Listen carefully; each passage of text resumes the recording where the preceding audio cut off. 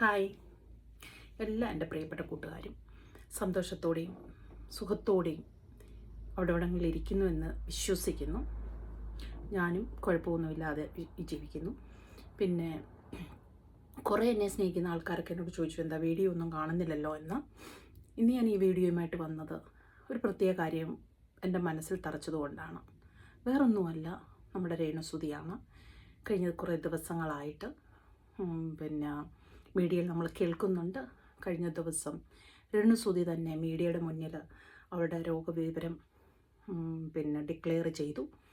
അപ്പം ഒരുപാട് സങ്കടം എനിക്ക് തോന്നി. സത്യം പറഞ്ഞു കഴിഞ്ഞാൽ ഒരുപാട് സങ്കടം എനിക്ക് തോന്നി. കാരണം ജീവിക്കാൻ വേണ്ടി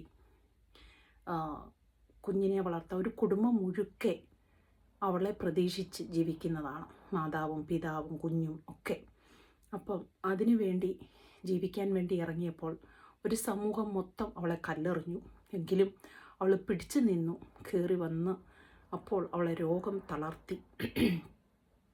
ഞാൻ മനസ്സുരുകി, മനസ്സോടെ ഹൃദയത്തിൽ കൊണ്ട് ഞാൻ പറയുകയാണ്, ഞാൻ ആത്മാർത്ഥമായിട്ട് രേണുവിന് വേണ്ടി പ്രാർത്ഥിക്കുന്നുണ്ട്. ഈ രോഗം ഒരു ശത്രുവിന് പോലും കൊടുക്കരുതേ എന്ന് ഞാൻ എന്നും പ്രാർത്ഥിക്കുന്നുണ്ട്. എൻ്റെ ഉറ്റ ഒരു സുഹൃത്ത് ഈ രോഗം മൂലം ലോകത്തോട് യാത്ര പറഞ്ഞതാണ്. ഒരുപാട് വേദന അതിലുണ്ട് എനിക്ക്. അപ്പോൾ ഈ രോഗം ആർക്കും വരരുതേ എന്ന് ഞാൻ പ്രാർത്ഥിക്കുന്ന ഒരു വ്യക്തിയാണ്. അപ്പോൾ രേണുവിന് വേണ്ടി ഞാൻ മനസ്സുരുകി പ്രാർത്ഥിക്കുന്നു. അതിനോടൊപ്പം ഒരു കാര്യം പറയണമെന്ന് എനിക്ക് തോന്നി. തെറ്റാണെങ്കിൽ ക്ഷമിക്കുക. പേരെടുത്ത് പറയാം, കിച്ചു രേണുവിൻ്റെ ആദ്യപുത്രനാണ്. ഈ ലോകത്ത് ഈ സമയത്ത് സ്വന്തം പെറ്റ അമ്മ കുഞ്ഞുങ്ങളെ കൊല്ലുകയും വലിച്ചെറിയുകയും ഒക്കെ ചെയ്യുന്ന സമയത്ത് അവൾ രേണു ഒരു രണ്ടാനമ്മയായിട്ട് വന്ന് ആ മകനെ ഇത്രത്തോളം വളർത്തി.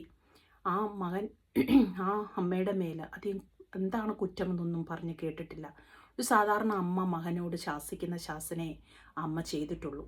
അപ്പം എന്ത് തന്നെയാണെങ്കിലും ഒരു നിമിഷം അമ്മയെന്ന് നീ വിളിച്ചിട്ടുണ്ടെങ്കിൽ, ഒരു നിമിഷം ഇന്ന് വരെ രേണു തള്ളിപ്പറഞ്ഞിട്ടില്ല മകനെ.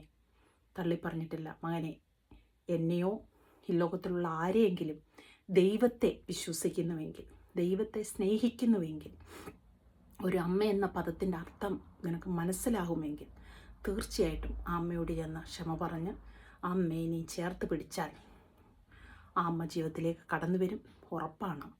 അതിനായിട്ട് ഈ സമൂഹവും ഈ ലോകവും മുഴുക്കെ അവളെ സ്നേഹിക്കുന്ന അനേകായിരങ്ങളുണ്ട്.